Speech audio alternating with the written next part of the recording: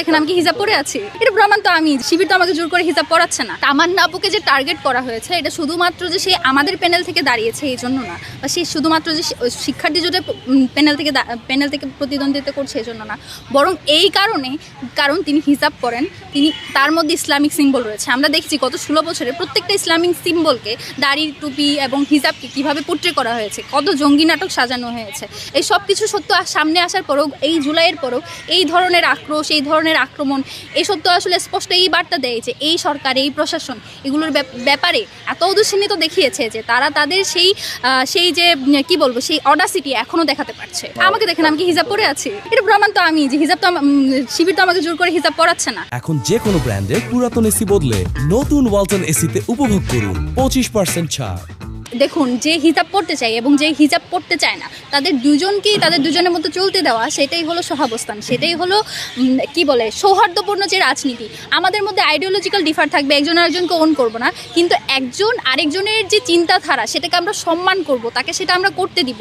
এবং শিবির ক্ষমতায় আসলে কী করবে না করবে সেটা আপনারা দেখতে পেয়েছেন। তারা তো মানে তাদের যে মতাদর্শ, তারা কিন্তু আমাকে ওন করছে না, যেটা আমি বারবার বলি, তাদের কিন্তু আমাকে ওন করতে হচ্ছে না। আমি এই যে হিজাব পরি না, এটাকে তাদেরকে ওন করতে হচ্ছে না, কিন্তু তাদেরকে এই জিনিসটা আমি বা কিংবা হচ্ছে এই শিবিরের যে আইডিওলজি বা তাদের যে রাজনৈতিক যে কর্মকাণ্ড, সেগুলো কিন্তু আমি ওন করি না। কিন্তু আমরা একসাথে কাজ করছি, বাংলাদেশের নতুন ক্যাম্পাসের স্বার্থে বলেন, নতুন বাংলাদেশের স্বার্থে বলেন, আমরা একসাথে কাজ করছি যাতে এই সহাবস্থানটিকে প্রমোট করা যায়, যে আমরা একজন আরেকজনকে ওন করি না, স্টিল আমরা একসাথে কাজ করতে পারবো বাংলাদেশের স্বার্থে।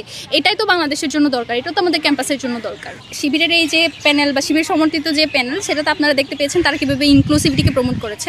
এবং আমাদের বিশ্বাস, এবং আমরা এইটুকু শিওরিটি সবাইকে দিতে চাই যে আপনি যখন ঢাকা বিশ্ববিদ্যালয়ে যখন আমাদের প্যানেল জয়ী হয়ে আসবে, আপনি যে কাজটা করতে চান সেটা করার স্বাধীনতা, আপনি যে মতাদর্শ লালন করেন সেই মতাদর্শ প্র্যাকটিস করার যে স্বাধীনতা, সেটা অন্তত আমরা এই ঢাকা বিশ্ববিদ্যালয়ে প্র্যাকটিস করার যে শুরু, সেটা আমরা করে যাব। অন্যান্য দলের মতো আমরা আসলে এখানে দখলদারিত্বের রাজনীতি চালিয়ে নিজের মতাদর্শ চাপিয়ে দিব না, কিংবা টাকসু বন্ধ করে দিব না। আমরা বরং এই চেষ্টা চালিয়ে যাব যাতে আপনাদের দিন দিন আরও হচ্ছে আমাদের প্রতি যে ভালো লাগা, ভালোবাসা, সেটা যেতে পারে। আমরা দেখেছি যখন অপরাধীরা এবং প্রতিপক্ষ যখন আমাদের ছবিকে বিকৃত করে কিংবা সেগুলোকে ধ্বংস করে, তখন সেটাকে শিক্ষার্থী ফ্রেমিং করা হয়, শুধুমাত্র এটা দেখাতে যে শিক্ষার্থীরা ঐক্যবদ্ধ শিক্ষার্থী জোটের বিপক্ষে অবস্থান নিয়েছে। অথচ আমরা দেখতে পেয়েছি এটা কারা করেছে, কি করেছে, প্রশাসন পর্যন্ত কোনো ধরনের কোনো অ্যাকশন এখন পর্যন্ত নেয়নি। এবং আমরা দেখতে পাই যে আমাদের যেসব প্রথম সারির পত্রিকা, প্রথম আলো থেকে শুরু করে, ডেইলি স্টার থেকে শুরু করে, এবং যেসব মিডিয়া রয়েছে, তারা হচ্ছে তাদের কাছে নারী বলতে শুধুমাত্র এক শ্রেণীর নারী, যারা হচ্ছে হিজাব পরে না বা যারা প্রগতিশীল বলে আমরা যাদেরকে চিনি, তারাই কেবলমাত্র নারী। আর যারা হিজাব পরে, যারা পর্দা করে, কিংবা যারা তাদের সুরে কথা বলে না, তাদের মতাদর্শকে ধারণ করে না, তাদেরকে তারা নারী হিসেবে কাউন্ট করে না। এই যে হচ্ছে আইডিওলজিক্যাল ডিফারেন্সের কারণে আপনি অন্য একজনের সাথে হওয়া প্রতিবাদের অন্যায় করেন না, এটা স্পষ্টত বেইনসাফি। এবং এই ধরনের মতাদর্শ যারা ধারণ করে, আমরা মনে করি বাংলাদেশের সামগ্রিক রাজনীতির জন্য, সামগ্রিক সামাজিক বাস্তবতায় এটা অত্যন্ত ক্ষতিকর। এবং আমরা আরও যেটা দেখতে পেয়েছি,